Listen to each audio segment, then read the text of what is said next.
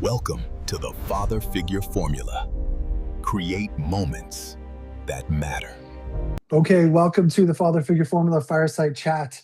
Today we have a very special guest, and I was trying to determine if I can call him Nate yet or if it's Nathan Tanzman here. Yeah, Let's give a couple minutes here to give an introduction of yourself, and then we can kind of get into some hard-hitting questions, okay? cool. Lance, first off, I want to say thank you. Thanks for having me on. Love what you're doing here. Really vibe with, your messaging and everything you represent. I'll keep it short. Was an ex-pro stunt rider. I'm an entrepreneur. I run a content agency. We help branding for influencers, entrepreneurs, local business owners, the whole deal. But most importantly, I'm a father, and I'm a speaker as well. So, I don't know where you want to go from there, but yeah, I don't like to brag too much on myself. Well, I think there's a consistency in some of these conversations I've had, and gentlemen such as yourself who can be considered, say, an influencer or a leader in their own right. But there's that element of being humble, right? And I Mm, think that's mm, that's important to keep that level of being humble because we always can be learning. I don't think I've ever come into a conversation with somebody such as yourself who said, I know everything. And mhm, coming at that in preaching, you could say that they know everything. I think that yeah, level of being humble is always being able to understand the takeaways, right? I mentioned this before in kind of our DMs or previous conversations that, we want to take away at least one thing, whether I'm learning one new thing or some sort of quote that I can take away. So, yeah. I mean, before you were kind of, I would say kind of into fatherhood, like who did fatherhood force you to become? Because I mean, ex stunt rider, that's some crazy stuff right there, right? I think in Yeah, me, who probably doesn't have the same experience on a bike, certainly on a motorcycle. yeah. Tell me a little bit about that. Like, what did fatherhood really force you to become from that stunt rider? That's a great question. I'm very philosophical and very deep about everything. Like to me, everything is metaphor. Everything has a deeper meaning to it. Um, I think mentally, I became somebody that I don't think I would have ever became. Like simply put, there is a true, and I don't know what other word to use other than a true deep accountability that comes with fatherhood that nothing else can bring out of you. Like, I think a lot of men can do this thing where we say things and then we're avoidant, right? Or we say things and it's nobody can see it. So we believe that we're doing a great job at hiding these things. But, I'll just give you a story. I, for a long time, had a lot of issues, mental health issues, a lot of things that I was just self-inflicted. I will add, that's a story for another day. But I had some habits in my relationship with my now wife that I was trying to fix, right? It was like, a lot of us guys do this. Like, you don't understand me. I'm trying, I'm trying, I'm trying. Lance, I quit my job almost 4 years ago with $7 in my bank account. I got the receipts to prove it. And I just remember having this moment where, I don't know, I had this epiphany, and I always have these, is I was telling my wife, and I'm in this moment where I'm kind of retiring from stunt riding. I'm trying to figure out my new identity, trying to figure out who I am as a man, a father, a husband, all these things. And I always used to do this. I'm trying, I'm trying, I'm trying, I'm trying. And I just remember asking myself, can my kids eat trying? Like, I can't put trying on the table, right? So I'm in this spot where we have no plan B, and I have to find a way to make this work. And I just remember like allowing myself to be okay with saying I'm trying, right? Like I went out, I tried to get clients, I came home, no food. I tried. Well, I tried. Have them eat that, right? So I think for me, there was a shift in my mentality that there is absolutely 100% no excuse for anything that you say. Because again, I believe that as men, our number one thing, the number one, I read this book, it's called Wild at Heart by John Eldridge. He said the number one question that every man wants to know that's always running through our head and it's our motivation for everything is, am I the man for the job? Am I competent? So when that answer is no from whatever that might be, outside factors, boss, marriage, wife, whatever, that you're getting the information that you're not good enough, you're not worthy, you're not all these things. We do a great job of hiding from that. And I have this spirit within me from stunt riding. It was always about action because, against what things happen on the internet, you can't fake that. So like when I go out and I'm in traffic, you're going to see that I've been practicing. You're going to see that I've been putting in the work. You're going to see that when I say I'm one of the best, I'm the best. And that spirit, I always say I live my advice. I just couldn't like look at my kids and go, yeah, I'm working on that. And just knowing I'm not. And I think it's the lack of alignment with our words and our spirit that make men miserable and sad and shameful. And then all the bad habits come after that. And I think you brought up that A word I like to bring up a lot is accountability, right? Mm-hmm. That really just feeds into that. Because if you can't become accountable to yourself, man, that's where a large problem lies, in my opinion, right? And that kind of Yeah. goes into my next question. Like, what is kind of the lie that like ambitious men really tell themselves about like being there for their family and providing? That's a great question because I feel like it sticks on kind of the topic of identity. Again, from 21 to about 29, 30-ish, I dedicated my whole entire life to stunt riding. I woke up every single day and said, if I die doing this, I'll die happy. Nobody be sad for me. That was my identity. And I think the moment that men lose the thing that they've attached their masculine spirit to, we have a very hard time with being exposed, right? Like you see when I say exposed, I mean like your insecurities come out, right? So I can hide behind this thing. I'm good, right? Because I have accolades here. That was for me. I had accolades. I had sponsors. I was doing brand deals. I was getting $500 helmets every single month just right on my doorstep. Like all these things, articles written about me. And the moment I decided, and that's a different story, that it was kind of time for me to set that thing aside, I'm in this space of like retired athlete. Like, okay, well, who am I now? And I think the biggest lie within that is that there is an element of success that men want for themselves. But I think we package it in a way, it's like, well, I'm doing this for you. I'm doing this for you. I'm doing this for you. I know damn well, and I am gladly to argue with anybody on this subject. There is things that kids need that don't require millions in private jets. And I don't care what anybody says. Again, I will go toe to toe with anybody in this argument because we do this often, men. I want to give my kids the things I never had. Kids don't care about that. Like I always like to use stories. I'm very involved. I always say I'm one of the most involved dads in the country. I'm very competitive. And my wife's pregnant. I was allowing her to sleep. I was taking the kids to work with me. I can do that because I work remotely and I have like an office space that we go to. And I was moving quickly. I was irritated. And I was telling my son, I said, hey, I'm so sorry. I always communicate. I'm feeling overwhelmed. I'm feeling a little stressed. I'm sorry I spoke that way.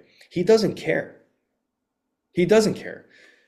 Me putting those responsibilities and even giving him that information is disrespectful. It's irrelevant to him. What is dad doing? What does dad have? Is dad here? Is dad present? Their children are so pure. They're present beings. They only know the moment right now. So all of the things that we're dealing with that we say are for them, what's crazy, what dads do, and I'm guilty of, is we give them the drawbacks. The benefits are very few. You know this. You're an entrepreneur. The business is a baby. How often do you see fruit? Not very often. So the kid, you say you do it for the kids, which I know we do, obviously. Like I'm an entrepreneur 100% because of my time. That's it. That's my number one motivation. So yes, we do it for our kids, but don't give them the drawbacks, right? Don't give them the stress. Don't give them the shortness. Don't give them, I'm guilty. I do this. I spend a lot of time tomorrow in today. So what's going on tomorrow? What's due tomorrow? What calls tomorrow? And it's like, you're not even there, right? So There has to be, a lot of people don't preach balance and they say balance doesn't exist. I think balance is the only thing that exists. Do you want money and not have your children? Do you want money with no health? So that's where I land with that is again, I'm a thoroughbred entrepreneur. I don't want anybody to tell me what to do. I want to run my own schedule. I want to run my day. If my wife has her baby, I'm not asking anybody to go to the birth, right? But on the other end, this whole I'm doing this for you thing, and I see that so often in dad content, right? Like this whole, oh, I'm so sad because I'm giving my family the life they deserve. It's like, what do they actually want? And there's a cost to that, right? Like, There's a cost. what is the cost of being the man like everywhere except at home, Exactly. right? Yeah. And can you put a price on that? I mean, No. you kind of revolve that into like the presence, like being there. So maybe let's talk about that. Like, what is being there versus being actually present to you? It's two completely different things. Like I personally, I've again, hey, one thing that I say to everybody that, that I work with men too, is my self-accountability is my greatest superpower. I fall, but I get right back on the horse. I often have to check myself. If I'm split, I pick one or the other.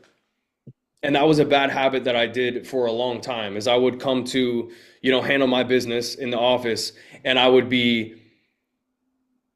man, we didn't sleep good last night. I can run on no sleep, right? My wife's pregnant and breastfeeding our 1-year-old. So she's cooked. I'm at work like, God, like I know she's tired. Like I should probably be home. Like I know, like, man, I want to spend time with my son. I want to get him outside. I want to run him. I want my kids to work out. I want to play sports with them. I want to do all these things. And now I'm letting work. I never fall, but I don't put myself in the best position to perform. Then at home, I'm like, well, I didn't perform in the office. So now when I'm at home, I'm thinking about the office, right? So for myself, I have to draw a definitive line. Like here, my phone is on silent. If my wife calls me a couple times, it will go through. Don't bug me about anything else. When I'm at home, I'm working on this. Phone goes in the drawer. On silent, no text, no calls. I tell clients, don't talk to me on Sunday. I don't answer. You need to get a hold of me. We go to church on Sunday. I'll talk to you on Monday. Right? You have to draw that line. Because again, it's like what you said, what's the cost? Like I'd rather lose a client than lose an hour with my kids. Like it's that deep. It's that deep to me. And again, that's just my stunt rider spirit, right? Like I'm on the speed, and it's a gift and a blessing that if I'm not willing to die for it, I don't want to do it. Yeah, you think you bring up boundaries, which I mean, for a lot of people is really, what loosey goosey you can kind of call it. Like I don't feel like I really had strong boundaries until I met my wife, because I was like, oh, this is what boundaries are. I was usually Mm-hmm. just like a yes man. Okay, Yeah. I'll take it on. I'll take the burner. Mm-hmm. I'll take Yeah. whatever. So what kind of boundaries did you set that really upset people in your life? Boundaries. Wow. A lot. The way that we raise our kids, they're homeschooled, they're fed well, no food dyes, no artificial flavors, no BS. And that's an issue to a lot of people. I always say it's always the person that's trying to do better that always gets painted as the bad guy, right? Like it's like, oh, really? They can't eat that? Like, my family will do that. My mom she's getting on the cam because she watches them. I said, hey, they're not. This is what you have going on. They're not coming over. My dad is still kind of like, oh, it's not that big of a deal. It's like, it is that big of a deal. We know the research. We have the stuff now. You poisoned us, right? At least I survived. You know what I mean? Yeah. And then I think just what's spoken around them, like I said, I'm a big mindset guy, dealt with a lot of mental health stuff. And those lines for me, I always say like, my mental health was like taking an alcoholic to a bar. Like the negativity has to stay away from me. And it's like, man, words have power, like spelling, it's a spell, right? How you speak to yourself, it's scientific as well. I don't want to get too into science, but there's so many things that are backed by science, not only science, but philosophy and scripture in the Bible, it's I want to make sure that my kids are being poured into. We're planting seeds, right? Like, so that was another big one. I'm trying to think. I think that's it. You know, I have a just my philosophy, and what I always say is when my kids are 18, 20, 25, whenever they move out, if they don't want to be elite, that's fine. But I want to set them up to be elite, because I just imagine my son being 18 and he loves baseball. I don't care what he does, but he loves baseball. If he wants to play college baseball, I just imagine him saying, "Thank you, Dad. Thank you for having me eat the food. Thank you for having me go out and practice when it was raining. Thank you for having me stay late. Thank you for having me go early." Because we're building these habits now, you know? And I think my biggest L would be like, maybe my son does want to take something to the next level. And he's like, well, God, I'm behind. Like, why didn't I start this earlier? And I know with obsession, things can come very fast. I became one of the best riders in the country in 5 years. From 21 to 23, I got in or sorry, 22 to 25, I got in an accident. And from 25 to 27, in 2 years, I became one of the best riders in the country. Obsession handles a lot of time, but I just want to instill those habits. So I care about all these things. I care about my kids' schedule. I care about screen time. I care about what they eat. You know, it matters to me. So those are, you know, we don't really have a lot of help because we don't trust people to feed the kids the way we want to be fed, all these things. So those are big boundaries for us. And again, maybe I'm extreme, and that's fine. I can take that criticism, but at least my kids have the option to be elite because I set them up to be elite. If you don't want to choose it at the age that you want, that's fine. You know, I wish that I would have had that set up for me. You know, I might have been a baseball player instead of a stunt rider, you know? So I think that's where probably the boundaries are that a lot of people disagree with. Yeah, and I think you're also talking about like habits. I kind of most of the time refer to them as as patterns, right? Like I think it's super interesting to be able to pick up on positive patterns and negative patterns. And Yeah. we've also coined this term called the father mark. It's essentially like that imprint that you leave on your kids. And we've had Hmm. a father mark left on us by our fathers. So Yeah. I'm kind of curious, like what got copied from your father, good or bad, to you? I'm going to tread carefully here. Of course. Um, just want to lay a foundation real quick. I don't think we understand how our fathers acted until we're fathers. There's Mhm. been many times when I was younger where I used to condemn my dad, and now I go, I see you, right? Mhm. Like what were you dealing with that you didn't talk about, right? Mhm. I have taken the torch and I have changed the way that we do things, but again, I think I had a big shift in my life where I was like, oh, okay, this weight is heavy. And if you don't do something good with it, you are going to destroy yourself, right? Mhm. I think the thing that I took great from my father was that my father is cut just like I am, as far as like, I'm going to do anything for my kids. And that includes laying my life down on a daily basis. That was the good thing. I think I had that spirit, like I said, within me from stunt riding. I just think that anything that's important to me is worth dying for. I think something that we had to work on was passivity. I think that my dad was very passive, not because he, I don't even think intentionally. I think, you know, my dad is 60 or almost 70, and you know, that's just that what that generation was, right? It was like, yo, Mhm. we put our boots on every day, we go to work and we don't talk about it, we come home. I personally think people think emotional intelligence means like you sitting around crying all day. Emotional intelligence is I'm aware of what's happening and I don't let it control me. Anger is a lack of emotional intelligence. Depression, is it okay if I get you canceled or what? Open the storybook here, brother. Go ahead. Depression is a lack of emotional intelligence. Obviously, there's rare cases, right? But being able to control one's thoughts and being able to control one's mind is a habit, right? So, and I always have to say, I took antidepressants for 6 years and I had thoughts of suicide. I stood on a bridge. I rode around with a gun underneath my seat, hoping that I would wake up one day with enough balls to pull the trigger. And I never did, thank God. Okay. So I always lay that out there because people were like, oh, what do you know? Well, I was there and I wouldn't be here if I didn't have the beliefs that I have. But I think that most of the time, it's not always true. Your parents do the best that they can with their level of knowledge. And for anybody that dealt with fatherhood stuff, I'm going to lay a question out for you that changed my life completely. Fathers, and I'm going to ask you, would you say a father's job is to set his son up for success? Whatever, let success be a broad answer. Yeah. Yeah. Okay. I mean, I think one would have to determine what success is before Okay, they can let it be lay- broad. Let it be broad. Okay.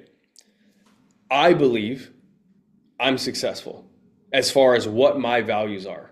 So for the longest time, I felt like my dad failed me. And I said, if a father setting his son up for success is the metric, my dad did his job. Even if I took those negative things and I said, wow, I don't want that.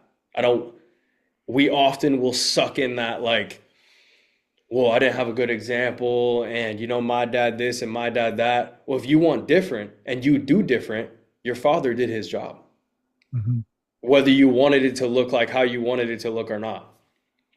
So that attitude and that mindset, I'm a perspective guy. That's what my keynote is about. That's what all of my coaching is about the only thing that you can control in this life and your superpower is perspective. How can two people see the same exact situation two different ways? That's a superpower. So I'm allowing myself to release myself because it's not my dad that's in chains, it's me. So I'm allowing myself to be released from the chains and saying, man, I'm doing great. He did his job.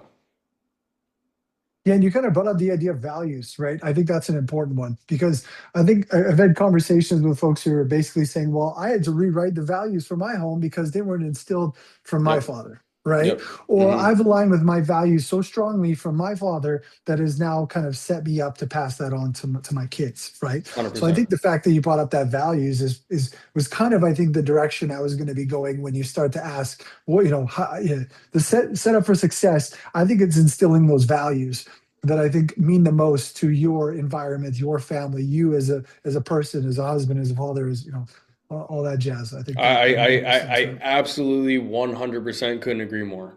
Because again, against contrary to popular belief, this whole idea of like building a legacy, I want to leave my kids all this money and do all these things. That's fantastic, right?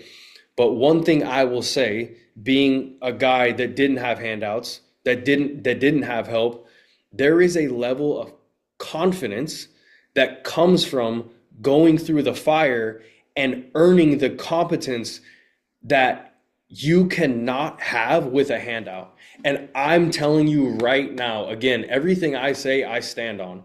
I would never, ever trade a handout for the spirit that I built in building my business with no help. And I think that when you give your kids things like that, especially men, you rob them of that. Because again, like I said, I'm that book, Wild at Heart, the number one question that drives everything. It's like you see these guys go to these crazy heights to do these things. I want the ball to take the game-winning shot. I want the trophy. I want this.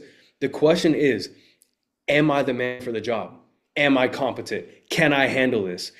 And when you give your son things, you rob him of earning that competence. And I think that that's one of the most important things that a man could have when he comes up to raise his family and all these things. Fatherhood is hard. Everyone's looking at you. When the waters are rough, if the captain of the ship is scared, what are the passengers going to think? What are the soldiers going to think when you're under fire and you go, "Oh my God, I don't know what we're going to do." Your wife's looking to you. Your kids are looking to you. Your daughters are looking to you. Your son is looking to you. We have to have that. Like, until you've hit rock bottom and built yourself up from nothing, I would say that's the number one thing that men should be focusing on before even thinking about having a family. I did it after, and I thank God that I did, but that is so important to a man's spirit, is knowing that no matter what happens, I'm still the leader, you know? And the thing that I always say, I want to be a man that my son wants to emulate and a man that my daughter would like to marry. And whatever comes along with those two things, I'm doing. I don't care if I'm scared. I don't care if I have the money. I don't care if I know how to do it. I'm doing it no matter what. Mm. You were kind of talking about passing this information on to another father, another man. That's the one thing you need to build yourself on. So, what kind of advice could you give a father who feels like he's quietly failing? The only way out is through. Mm. The only way out is through. There is no other way to earn the stripes but to go through it. And again, I personally think we are always under the idea of proving ourselves. Always. That is based upon all of our actions. We're trying to prove something. My question to the guys that I work with is, what are you trying to prove? Right? Like, who are you trying to impress? I want to impress my wife and kids. And there's values that come along with that are going to be far different than if I'm trying to impress the world. Far different. So, like, what's your North Star? What's most important to you? What are you willing to die for? That is the question, again, that I ask every guy that I work with, is like, do you have something that you'll lay your life down for every day? And I will say, if you're a father and a husband, there goes your purpose right there. Start there. Then, as you build these habits of laying your life down and being of service and not being selfish and not worrying about yourself all the time and how you feel and all this and all that, that primes you for your purpose for the world. Yeah, I heard I don't somebody even know if say, I answered your question. I'm so no, sorry. no. We're on the right chat. We're on the right path there for sure. No, I heard somebody say that, if you if you put your kids and your family first with every decision you make, you never make a bad decision. Mhm. So I think that kind of is in tandem with what you said, right? It is purpose. I think everybody needs purpose, and how they find that. I mean, if you're already a father, if you're already a dad, if you're a father figure, purpose is right in front of you. You already have it. Yeah. And Yeah. that's why, again, I'm a big perspective guy. Like, how can we look around and say we don't have purpose if you have people relying on you? There's a couple exercises that I have guys do when they come in and they're like rock bottom. Extreme physical activity is one of them. But the Mhm. second one I was going to say is, find somebody to be financially responsible for today. Your aunt, your uncle, your grandma, your cousin, whatever. Find somebody to be financially responsible for today and take it upon yourself to do that. That's purpose. Like, you Mhm. automatically get up and you break the habit of thinking about yourself all the time. I Mhm. don't feel like it. Well, it doesn't matter because you have people to take care of, right? And again, it's not under the camp of nobody cares how men feel. Like, I don't subscribe to that, period. There's things here. We came here to serve, right? Scripture says that. We came here to serve. That is just building the habit of service. And then when you build the habit, they're easily transferred everywhere else. Mhm. So let's kind of talk about stress for a second. Like, because I mean, I hear that word get thrown around quite a bit, and I think it's different for everybody, right? Mhm. It's how stress is brought on, maybe through external factors, internal factors, environment. So what does kind of stress really sound like in your household? Couple different things. Stress, and again, I'm a perspective guy. Stress, I believe, comes from lack of alignment. That's the first one. Like, so many people tend to get so fixated on the feeling, you don't understand. Again, I hate to twist everything, but what an amazing signal. are we serious right now? Imagine, and again, I'm sorry, I'm always the positive guy. Imagine you didn't feel stressed. And imagine you continued to do something that wasn't in alignment with your highest values, and you never felt stressed or shameful or sad, and you never got that signal that said, hey, we need to go this way. What a blessing, right? Like, what an amazing opportunity to look in the mirror and go, okay, am I out of alignment or am I out of balance? Again, I believe in balance. I'm never more stressed when I'm working and I don't get my dialed in time with my kids. Like, I feel like, man, I miss this, I miss that, I miss, dinner or whatever. That's stressful to me. So I'm out of alignment, right? I also think from a performance aspect, this is from the stunt riding days. Again, to me, these feelings are, you are alive. Do you want to be a drone? When I was on antidepressants, all these things were diminished from me. Things were like, what's the word? Like flat, I guess would be. Things lacked spark. And I just remember in the bike, every single time I would go out to ride and I'd be in a pack with 500 people and I'd be at the front in traffic doing what I was doing, man, that feeling just never went away. I felt alive. I felt like, oh my God, this is it, right? And there's been a couple other times in my life where I felt that feeling, speaking on stage, getting married, and watching my kids be born in my bedroom. Those moments, wow. I can't, are you kidding me? There's people that don't get to feel this because they never take the steps necessary to be scared or come up against failure. That is what living is all about. I always say how to have a good life. Find those moments where you go, God, you can't make this shit up right now. And then get that moment over and over and over again. Or, if God were to take me right now in this moment, I'd be good. Repeat those moments as much as you can. If you do that, you can't have a bad life.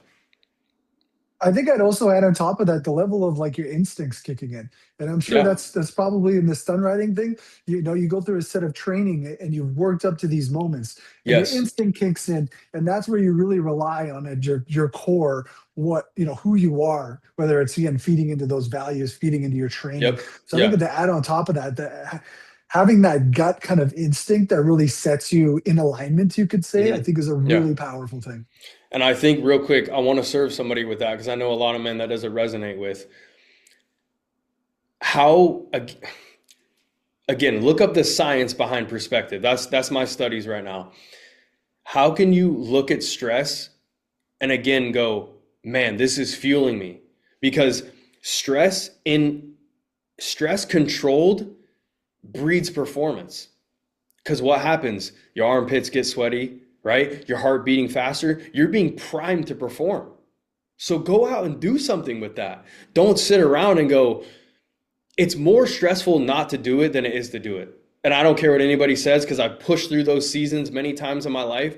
Whenever I go, man, I'm so overwhelmed. Like I have so many clients. I don't know how I'm going to deliver. And you sit and you do nothing. All it's doing is piling up. But if I go, man, I'm so stressed out right now. I probably have this adrenaline that's going to keep me up all night. I'll just stay up all night and get it all done. And then tomorrow you're like, oh, relieved, right? Don't let stress cripple you. Let it help you. And again, this is all emotional intelligence. Emotional intelligence, I believe, and I'm not a scientist or a doctor, I've just experienced. Don't allow the emotion to control you. That's it. If you're angry, don't go punch a hole in the wall. Been there, done that. If you're stressed, don't shut down and snap at your kids or snap at your wife. If you're feeling sad, don't sit in the car for 3 hours when you park, when you get home and scroll on your phone. Like, don't let the feelings control you. To me, is emotional intelligence. I'm good at it sometimes. I'm not good at other times. I'll tell my son, hey, I'm kind of having a hard day. I'm going to go to the gym. Why do you need to go to the gym if you're having a hard day? Well, because I'm raising all these good chemicals and whatever, and I remember who I am, right? Or I need to cold plunge. I'm feeling a little stressed. I'm feeling emotionally uncontrolled. I have these, like you said, I put my belief and my habits are a system. They're not based on feelings anymore. And they used to be until I realized I was doing it through my stunt riding journey the whole entire time. I was shaping my perspective based upon habits. I got in an accident in 2015, T-boned a car going 60 miles an hour. And the first thing I thought of was, damn, how am I going to get back on this bike? To where I've seen many people will tip the bike over in the driveway and then put it for sale. Mm. Why? What's the difference? Perspective. I hit that car, woke up in the hospital. I was awake, but like came to and was like, oh man, yo, I got a second chance. I'm really going to go hard at this. To where, again, most people will go, that's the first thing people are texting me. Well, you're done, right? You're done, right? You're done riding, right? No way. I'm just getting started. That is a habit I built that, man, when I've had the ups and downs of my business and I've lost money, I've lost clients. One year at the beginning of the year, I lost 80% of my revenue in one phone call. Oh man, I'm just getting started. That must have been making room for more money, right? Mm-hmm. How can you flip it? That is the only control we have in this life. It's how you see things. The most powerful quote I ever heard in my life. It's not what you're looking at, it's what you see, Mm-hmm. So right? let's talk about one of those emotions in fear. 'Cause that's a big one, right? A lot of people Okay. are driven by fear. Okay. So in stunt riding, like, you kind of mentioned like fear kind of keeps you alive in a way, right? Yeah. So in fatherhood, what does fear make you do? It's always been a habit. I don't care what I'm doing or how I feel. I made this a habit. And again, I like to tell personal stories because I think it hits home for people. Mhm. When we had our third baby, we needed a different car. I was always on the guy. I never had a lot of financial advice in my upbringing, and I always paid cash for everything because I didn't know anything else. I had bought two cars previously, paid cash for them. Well, now I don't have a job. I had a previous job where this was, before money is what it is now. Before 2020, I was making six figures at a job, which was good money back then. I was paying cash for everything, no credit card. I didn't even have a credit card. Now, we're having a third baby. I'm running a volatile business. I had taken a big previous L where I lost every penny that we saved for 10 years, and now we need a new car. Well, that new car is not going to get paid cash for, it's going to get financed. I am extremely uncomfortable with financing this vehicle because, again, I'm on my own now. I don't get a paycheck. I write my own checks. I looked at myself in the mirror and said, okay, what have you always done? I do not care how I feel. I do what is required of my goals. And then I figure it out later. So the car got financed. I couldn't afford it, but guess what? Having three kids, which again is my highest, oh, what the, having three kids, which is the highest value of mine, is my family. I'm doing this because I can't say this is my highest value if I'm not willing to do anything necessary short of death to make it happen. Mm. So I take the fear with you, leverage it. And Yeah. here's the takeaway is, and Lance, I still do this to this day. Take the two situations. Can you give me a situation like of fear? Oh, well, again, fear of the planet, the world, and being a father raising a kid, bringing a kid into the world. I think that's a common theme in conversations I've had. Okay. What are you more afraid of? That's what I say. Because when I'm feeling afraid, I leverage it. I 2 years ago, when I lost all my revenue, I just told you that, right? Mhm. I immediately retreated. Immediately. As soon as I got off the phone call, I was a bartender for 10 years. I went back to a restaurant I previously worked at. I was filling out an application. I can't do this. This is my first major setback. I get to the part of the form where it says, why do you want to work here? I look at it, and normally I would have wrote some BS thing, right? Oh, company culture. Yeah, I love it here. Can't wait to see what you guys are all about. I look in the mirror and I say, if Jet, my son Jet is his name, was in this situation, what would you tell him to do? When are you going to stop being a fraud? So, what am I more afraid of, Lance? Losing the money or having faulty advice for my son? I'm far more afraid of having faulty advice for my son than losing the money. So, if you are afraid, leverage it. It's that simple. I never was not afraid. My first speech, I was the first person to present, and I'm the degenerate guy with the criminal background, and all these people are company owners and nonprofits and this and that and all these great stories. And I'm the first one to present, and I just go, man, I could walk out of here right now and nobody would ever know, right? But am I more afraid of doing the speech and flopping, or am I more afraid of feeling the cowardice? Man, I don't want to live with that. I don't want that feeling I don't want that to sit with me. I don't want to have to deal with that feeling of feeling like, man, I'm a coward. I say I'm this person and I'm not, if that makes sense. I bet you your speech probably had the biggest impact on somebody, or probably many people that day. Man, I hope so. That's all I ask for is every day I wake up, I pray and I say, God, let me inspire somebody today. Based on what I've been through. And I think that is the highest human call, is to inspire. But you've noticed the people with the hardest adversity and the most setback are the most inspiring. So what does that mean to a man? Well, go out and do hard stuff. And then help somebody with it. We want to serve. I've worked with two guys that are 7-figure earners. They want to end it. They want to take themselves out of the game. Why? Because their business only serves them. I don't even know why I got into this. The stress becomes not worth it because there's nobody else reaping rewards or bearing fruit from what your actions are doing. I had a guy that, again, 7-figure guy, cheats on his wife. Why? Why are you unfulfilled? Because you serve nobody but yourself. I had a conversation with a gentleman. He said his worst fear is being on his deathbed and nobody kind of showing up. That always really resonated with me because he was, very pushing the business lines and very quote unquote successful, but again, didn't feel successful with family like that. That's a nightmare in my opinion. 100%. I agree. So a couple more questions here for you. Yeah.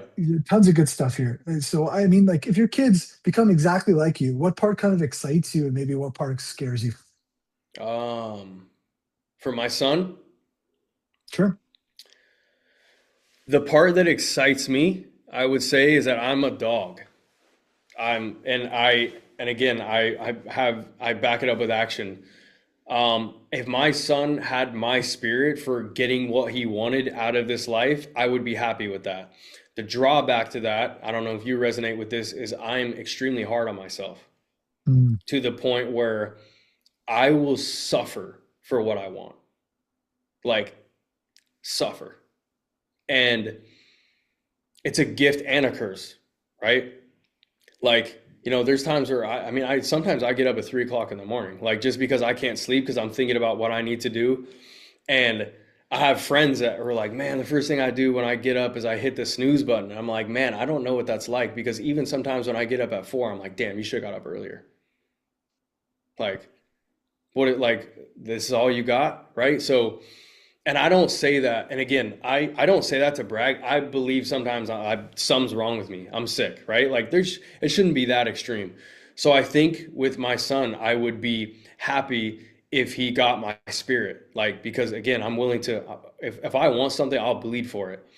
But also, if I want something, I'll bleed for it. So where's the line? you know? I used to take losses so hard, like couldn't get out of bed, shut the blinds, like Yeah. so hard on myself. But Yeah. when I actually found out that it was a learning experience and I Yes. would go so much further thinking Mm. that, again, Hmm. that perspective was Yeah. huge, Yeah. right? The only thing that keeps me going, Lance, 100% is when I think how you just said, that's how I operate.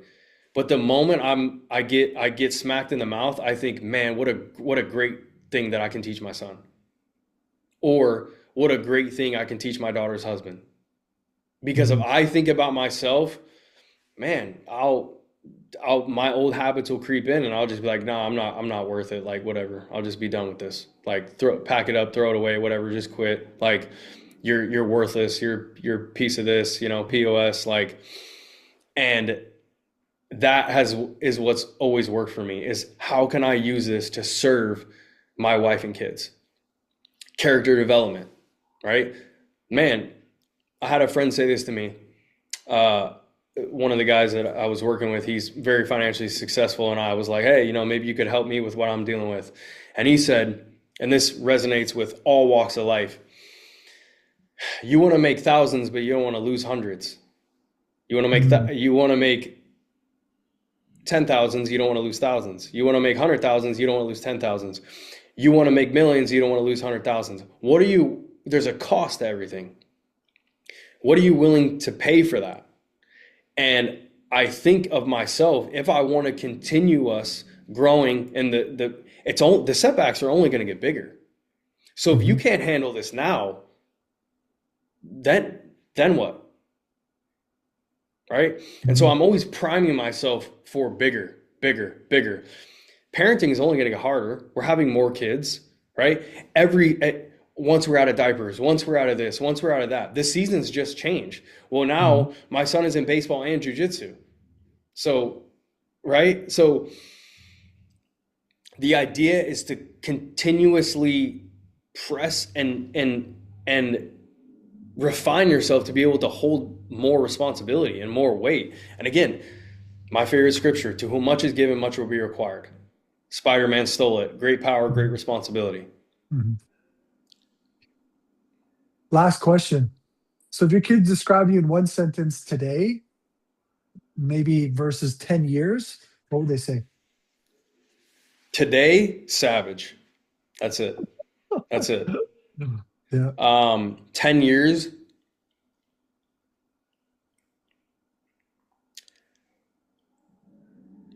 I hope not. I don't, I'm sorry. I just use my own coaching against myself.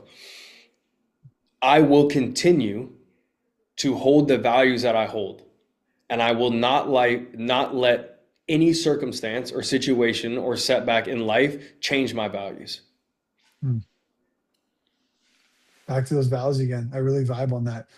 Nate, man, and I think I am a Nate now guy to No, Nathan, Hunter, you've always been an A especially after the guy. time put in these conversations. Really powerful stuff here, man. I want you to take a minute or two here to give yourself a little bit of a plug. Where can we find you? Where can we hear more about you? So my Instagram is at Nate Tanzman. I'm on YouTube as well, podcasts, all that kind of stuff. But yeah, I'm most active on Instagram. I like to give wisdom on there, just stuff that I'm working on through parenting. It's been kind of hard for me. I'm changing the niche, changing the subject and everything from the bike related stuff more to like, again, kind of everything that we talked about here today is what is going on my social media now. Amazing. Well, I hope we can continue this on again at some point. Yeah, I feel like I there's would a love ton of to. value here, and just the responses to the questions. I try to throw some tough ones out there, but I mean, your responses were top notch, my friend. Appreciate it, man. I hope, like I said, I hope whoever's listening, I hope you got value. And I hope that, we did something to inspire somebody or help somebody with some struggle.